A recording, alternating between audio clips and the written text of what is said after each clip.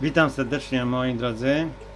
Na samym wstępie chciałem Wam pokazać kilka wspaniałych rzeczy, jakie zdobyłem dzięki mecenasowi naszego kanału, czyli Jarkowi. Jarek wysłał mi tutaj paczkę. Zobaczcie, aż ze Szkocji ta paczka przyszła. W paczuszce był pH-metr. Dzięki, Jarek. Tutaj mamy pudełeczko na ten pH-metr. Co bardzo fajne, jest zestaw do kalibracji. Taką saszetkę rozpuszczamy w 250 ml destylowanej wody przy temperaturze 25 stopni. No i patrzymy, jak nasz pH-metr reaguje. Tu mam coś dodatkowo od Jarka, TDS-a. On też mierzy oporność wody w mikrosiewertach, dlatego jest TDS EC. Można określić sobie twardość wody dzięki temu. No, oprócz tego otrzymałem od Jarka zapomogę finansową, co by się Fishroom rozwijał. No i dzięki Jarkowi kupiłem sobie takie płyty torfowe. To można, to wygląda tak, zaraz Wam pokażę. O, sekunda, bo jedną ręką wyciągam. Tak to wygląda. Można to zamoczyć w wodzie. Rozpada się na taki właśnie drobny torf. Można to zmielić też, ale generalnie to jest ten torf, który ja potrzebuję. Bardzo trudno teraz kupić to w sklepie. Druga rzecz, którą kupiłem dzięki pomocy Jarka, to są liście Zimandel. To też do hodowli proporców. Następnie zeolit. To idzie do tego dużego akwarium, do tego filterka tutaj. Oczywiście Humin Elixir, to też dzięki Jarkowi, to też do proporców. No i zapasowe gąbeczki, no bo to się zużywa. Także dzięki Jarek, dzięki Tobie mam naprawdę fajny sprzęt akwariowy, pH-metr TDS i oprócz tego no, gamę produktów, która jest u mnie regularnie używana w akwarystyce. No, czyli liście Zimandla idą do krewetek, do innych ryb, które wymagają kwaśniejszej wody. Płyty torfowe, można je ozdrobnić i to jest idealny torf do składania ikry. O, tutaj go możecie zobaczyć. Tak to wygląda rozdrobnione. O, tam z tyłu jest go więcej, bo to tam go głównie wyrzuciłem. Ale tak ten torfik wygląda, bardzo dobry. Także jeszcze raz dzięki Jarek i pozdrawiam. Witam serdecznie. No, minął tydzień od ostatniego odcinka, co słychać w Fishroom. Przepraszam. Dzisiejszy odcinek będzie bardziej techniczny, dotyczący tego, jakie mam plany. Nie będzie taki długi pewnie jak poprzedni. Co zamierzam? Zaczniemy może tutaj. Nie wiem, czy to widać, ale jestem w trakcie małej przebudowy tego paludarium. Dołożyłem mikrozorium. Wpuściłem tu też szczupieńczyki Degata. Teraz Degata są Spondylopanchax Chili. O kurczę, nie ma ostrości.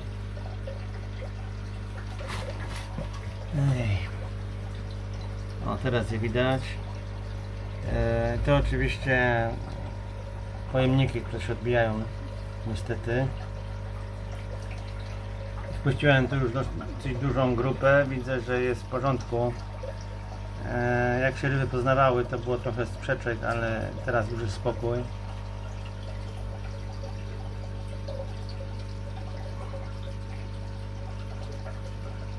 No, tu mamy proporca, samice, Spondylopanchax Chili, szczupieńczyki Degata. Teoretycznie w naturze mogą występować razem, bo obydwa gatunki pochodzą z Afryki i występują w podobnym środowisku. Czyli takich zarośniętych, płytkich ciekach wodnych, wolno płynących, no i w różnych rozlewiskach ze stojącą wodą. No i rozkładam to paludarium tutaj. Stopniowo wyciągam rośliny. Część już przeniosłem. Tak jak właśnie załączone mikrozorium. No i tam jest tilancja z tyłu. Trochę tego mikrozorium jeszcze dołożę, ale niewiele. Reszta mi zostanie do innego zbiornika. No i tutaj pracuję nad plastikiem. Póki co będą tutaj jakieś drzeworodne, które trafią sobie później do tego zbiornika. On ma metr na 50 na 50, 250 litrów. No i chciałbym jakieś mieczyki tutaj mieć. Ogólnie z proporcjami, no to jest taka sprawa, że one wymagają dużo więcej zbiorników, jeżeli chcemy je rozmnażać. Niektóre gatunki, tak jak ten tutaj załączony, czy szczupieńczyk karłowaty, można cały proces w jednym akwarium przeprowadzić. Młode się wylęgają, odchowują i są w stanie bez problemu żyć z tą dorosłą grupą. No i stopniowo ryb przybywa. Ale niestety z wieloma innymi gatunkami, z większością jest tak, że trzeba 2-3 zbiorniki, a nawet więcej. Tak jak na przykład stało się to w przypadku moich Aplochelius lineatus, forma dzika. No, samce są strasznie agresywne, trzeba je oddzielać od samic, no bo je prześladują. Więc muszę przygotować sobie dodatkowo jeszcze plastik na samicę Aplochelius lineatus WF, czyli Wild Form. Co tak poza tym, no mam 30 czerwieniaków. Jeżeli kogoś interesują czerwieniaki, to chętnie bym wysłał. Grupa 10 ryb plus przesyłka, wszystko razem do Polski 50 euro. Jeżeli kogoś interesuje, jeszcze raz mówię, 10 ryb plus przesyłka, karton, styrobox, etc. Wszystko 50 euro, to bardzo tanio jest. Za 50 euro nie kupicie nawet samych ryb. Także no, ryb mam około 30. Jeżeli ktoś chce czerwieniaki, to zgłaszajcie się. No bo jak nie, to po prostu oddam je do zoologa i tyle z tego. Także piszcie do mnie w komentarzach. Co chciałem pokazać jeszcze dzisiaj, no to zobaczcie, jak ładnie rozwinął się tutaj baniak. No może zgaszę z boku. No, boki pogasiłem, teraz tutaj wygląda naprawdę świetnie. Może ożywimy ryby, damy im trochę żywego planktonu. No, teraz ryby się ożywiły. Jak widać, w 200-litrowym akwarium można trzymać spokojnie 3 pary. Ja mam 3 pary tutaj. Ten trzeci samiec jest tu u góry. Cofnę jeszcze raz akwarium, tak ono wygląda. Wczoraj dołożyłem im trochę torfu, że tutaj może zalegać na niektórych roślinach. No, plan jest rozmnożyć te ryby oczywiście. Zastanawiam się, czy nie wyłożę tutaj tego przodu torfem, bo gdybym zaobserwował, że składają do niego jaja, to mógłbym go usunąć do osobnego pojemnika. No, oprócz tego trzeba wziąć i próbować rozmnożyć te ryby na torfie. To naprawdę jest trudne. Sezonowanie tych jaj to minimum 2 miesiące. 2 miesiące, w ciągu których może coś się stać złego. No, ale ostatnim razem udało mi się jedną rybkę wyhodować, więc w końcu doszedłem do tego, że to są minimum 2 miesiące, więc nie będę tracił jaj na krótszą inkubację, tak jak miało to miejsce w początkowych eksperymentach. To było jakieś 2-3 lata temu. Wtedy miałem inną formę tych ryb. Ta tutaj to jest Niger Delta. Ja natomiast miałem formę USH, która jest bardziej niebieska. ale te też są świetne. No i przede wszystkim to jest dzika forma, a forma USA jednak jest formą hodowlaną, tak mi się przynajmniej wydaje. No świetnie wyglądają, jak polują sobie na te komary. Właśnie to, co podałem, to była mieszanka komarów i rozbielitki ode mnie z kajfasów. Także naprawdę to stanowi świetną rozrywkę dla tych ryb. Możemy je karmić z powodzeniem karmą mrożoną, ale raz w tygodniu żywe powinno się pojawić. To dobrze działa na psychikę ryb. A tutaj nie doczyściłem, widzę. Są miejsca takie bardziej matowe. A więc będziemy patrzeć u góry, tam gdzie jest czysto. No to moje największe proporcje i chyba najładniejsze. Je na pewno sobie zostawię, natomiast no, z części proporcjów zrezygnuję, a może inaczej, nie tyle zrezygnuję, co nie będę sprowadzał obecnie nowych gatunków. No, te ryby wymagają jednak więcej miejsca.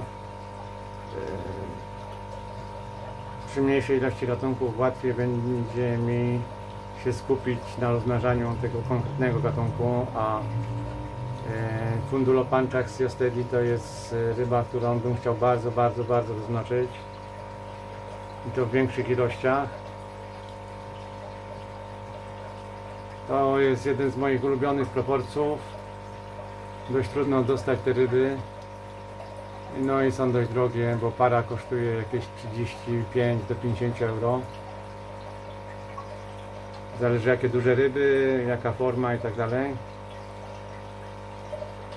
No ale są naprawdę cudowne i świetne.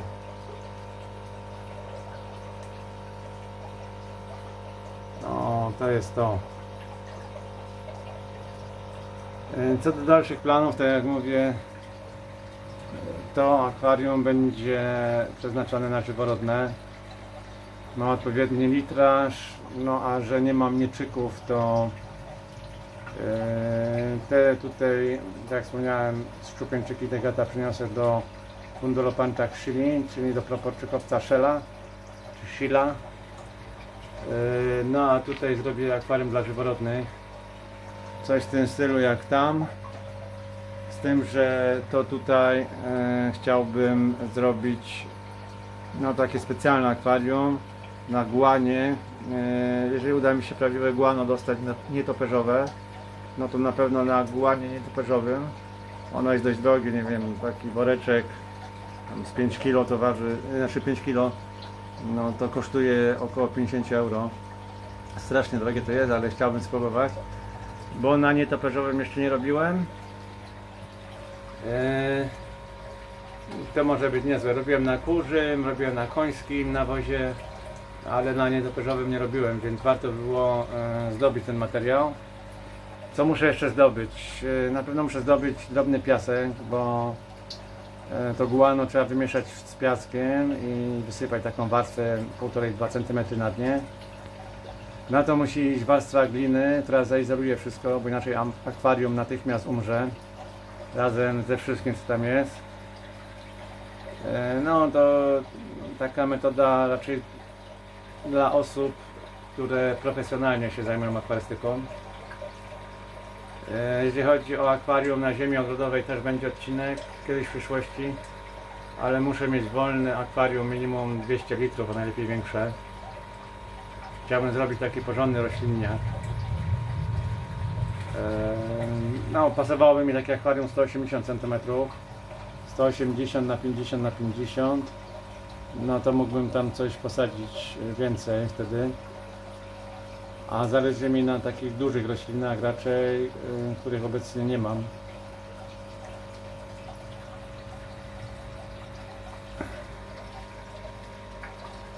No, więc powoli likwiduję ten baniak. Myślę, że dzisiaj odłowię wszystkie ryby do końca. Patyki zostawię sobie tutaj zalane wodą, żeby mi nie wyschły. Natomiast no, muszę, tak jak mówię, zdobyć podłoże odpowiednie. No najpierw muszę zamówić glinę na internecie, muszę zdobyć to guano nietoperzowe. Muszę kupić piasek, no 10 litrów na pewno, co najmniej 10 litrów. jak nie więcej. Muszę się zastanowić. Co poza tym, no na tylnią szybę wypadałoby dać jakiś piaskowiec, więc zdobycie płyt piaskowca też jest wyzwaniem. Nie wszędzie można dostać taki materiał, a nawet jak jest, to jest zbyt grubo ziarnisty, nie da się go łupać. Zobaczmy sobie tutaj, bo tutaj jest ciekawiej. No nie da się go łupać, a nie chodzi o taki drobnoziarnisty, a najlepiej jakby to był w ogóle łupek.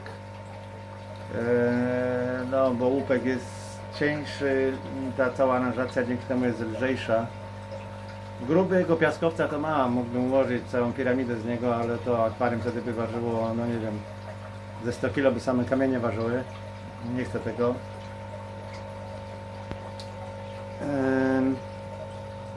Także no taki jest plan.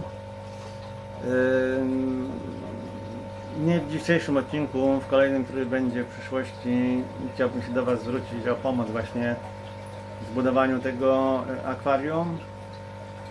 Będzie podany numer mojego konta, na które można wpłacić bezpośrednio pieniądze z dopiskiem akwarium dla żyworodnych.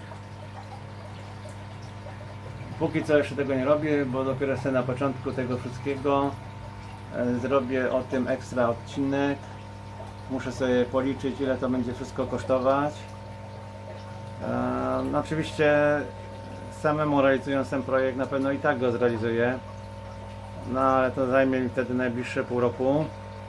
Nim wszystko zgromadzę, no bo muszę najpierw mieć pieniądze, żeby to kupić, albo mieć czas i pieniądze, żeby gdzieś pojechać i zdobyć na przykład piaskowiec odpowiedni. Tak jak wspomniałem, nie jest to takie proste, aczkolwiek można dorwać. W dobrych sklepach ogrodniczych mają takie, to się nazywa flastry tutaj, takie płyty piaskowca na dróżkę w ogrodzie. A zresztą mam taką zrobioną też. No i ostatecznie musiałbym zerwać dróżki, parę płyt, ale tego nie chcę robić. Tak więc no muszę połazić, poruszać się i znaleźć ten piaskowiec. Albo łupek najlepiej. Dawniej były firmy tutaj, które handlowały szifę to się nazywa chyba bodajże. Czyli takie dachówki z łupka. Można było tam pojechać i dorwać takie większe kawały tego łupka też. No ale teraz ta firma już jest zamknięta z tego co wiem. No bo teraz już są ekologiczne dachy z plastiku, a nie z kamienia, więc no, nie wydobywa się tego za bardzo. Dawniej były całe kopalnie takiego łupka. A niestety żadna nie jest w odległości 20 km ode mnie, żeby to jakoś można było pojechać, nazbierać do plecaka i przywieźć sobie ewentualnie do jakiejś torby. Co poza tym z planów, to muszę zapalić światło. Kolejny z planów, który mam na ten tydzień, bo tak jak mówię, jeżeli chodzi o akwarium dla żyworodnych, już zacznę w tym tygodniu, ale to dopiero są przygotowania i nim znajdę materiały i tak dalej, to trochę czasu minie. Natomiast chcę rozmnożyć te szczupieńczyki tutaj osobno. One się rozmnażają u mnie w akwarium, ale chcę ich namnożyć więcej celem wymiany, bo na te ryby zawsze są chętni. No, przy okazji można będzie nakręcić filmik, jak te ryby rozmnażać. Tutaj mamy akwarium na objętości 15 litrów. Taki mały prostokącik, on zupełności nam wystarczy. Obecnie jest tutaj około 10 cm wody. Być może jeszcze doleję ze 2 cm. Zobaczymy. No, muszę tam wodę najpierw zbudować. Otóż jeden z preparatów, który dodam, najważniejszy, Humin Elixir, wyciąg z torfu, generalnie no, taki z humusu. Tutaj chciałbym Wam pokazać, bo w sumie powinienem był zacząć od tego i taki był plan, więc może dogram początek jeszcze raz a później będziemy dalej kontynuować. W każdym z tych rzeczy potrzebuję tutaj te liście Simandl. No.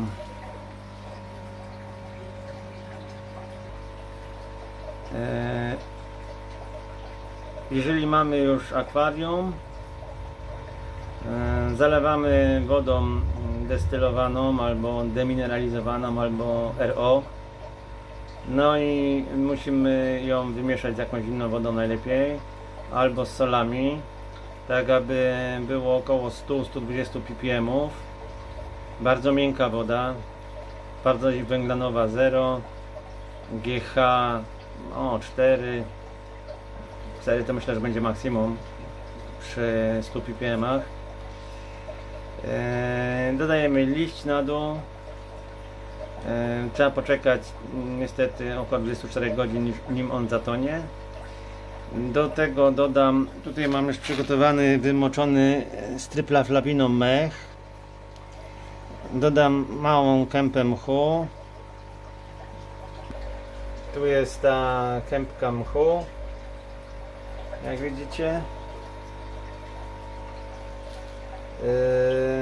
No i samice mam już tutaj przygotowane, mam 5 sztuk.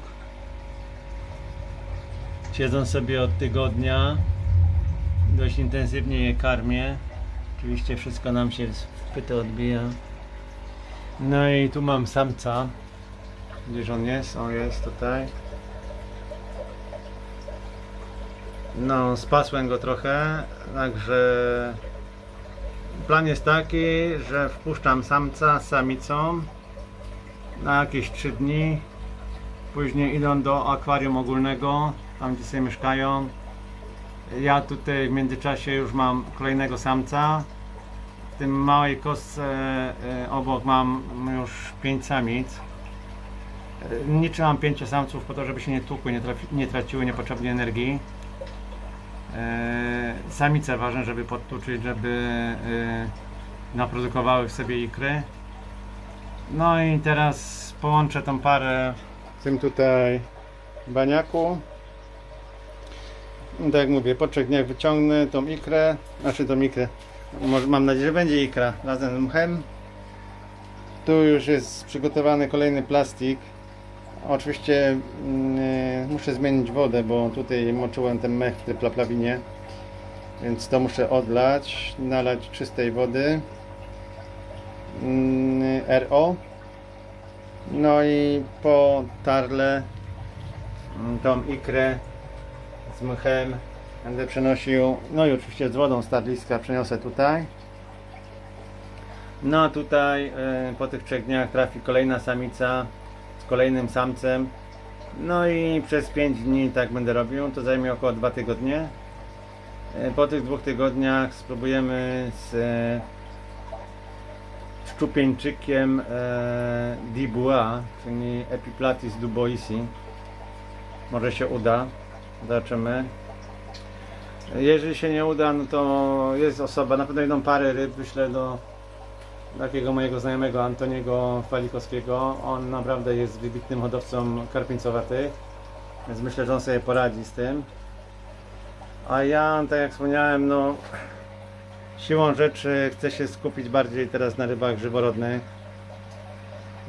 Wymagają mniej zbiorników, nie są tak wybredne, jeżeli chodzi o karmienie. No zaoszczędzę trochę pieniędzy dzięki temu, a będę miał więcej gatunków. A prawda jest taka, że gdybym chciał się skupić na karpieńcowatych, to tylko na nie powinienem ten fiszrum przeznaczyć. No ale nie chcę całkowicie rezygnować z karpieńcowatych. Tym bardziej, że już mam 2, w zasadzie 3 akwaria, ale 2 są już dojrzałe, które są przeznaczone dla karpieńcowatych. Mają odpowiedni design, odpowiednie podłoże, odpowiednio się zestarzały. Żal by było takie akwaria niszczyć, więc na pewno zostaną mi te 3 akwaria, czyli te 2 tutaj plus to trzecie. No ale mam jeszcze proporcje przecież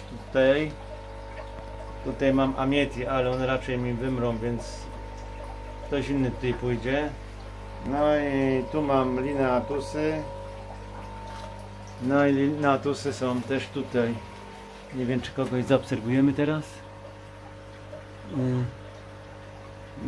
O, jest pani samica, a pan się gdzieś ukrył. No a dla nich jeszcze potrzebuje się na samicę zbiornik. Więc jak widzicie, no proporcje zajmują naprawdę dużo miejsca. A ja tego miejsca, pomimo tego, że mam dużo akwariów, nie mam za wiele. A no tak, jeszcze mam tutaj proporcje. Ale to paludarium z czasem też chcę przebudować. I chciałbym, żeby w nim były z powrotem te karłowate iglicznie. To jest plan na ten rok. Po prostu usunę całe podłoże, zostawię to bolbitis i mikrozorium, żeby się rozrastało. Na dno pójdą głównie patyki i liście, tak jak w naturze mają te ryby. No, ale to dopiero pod koniec roku zacznę się tym zajmować. Najpierw, jak wspomniałem, chcę stworzyć to akwarium dla żyworodnych. Możecie jakieś propozycje dać, co by tam było. Na pewno chciałbym jakieś duże mieczyki. No i na pewno chciałbym Phalichthys amates, czyli tak zwaną wesołą wdówkę. Nie wiem czemu wesoła wdówka, ale Phalichthys amates, no podobne są do tych Phalichthys tico, tylko są dużo większe. No idealne do dużych mieczyków. Możecie zaproponować jakiś trzeci gatunek, co by tam mogło być. Zobaczymy, może mi się spodobają te propozycje. Zastanawiałem się też nad Priapellą, ale Priapella, w sumie mam dostęp do Priapelli, tylko muszę się zastanowić, czy mogłaby być z mieczykami. Jak ktoś miał, to prosiłbym o jakieś info. No, dzisiejszy odcinek nie jest taki długi jak ostatnie, bo to tylko plany moje.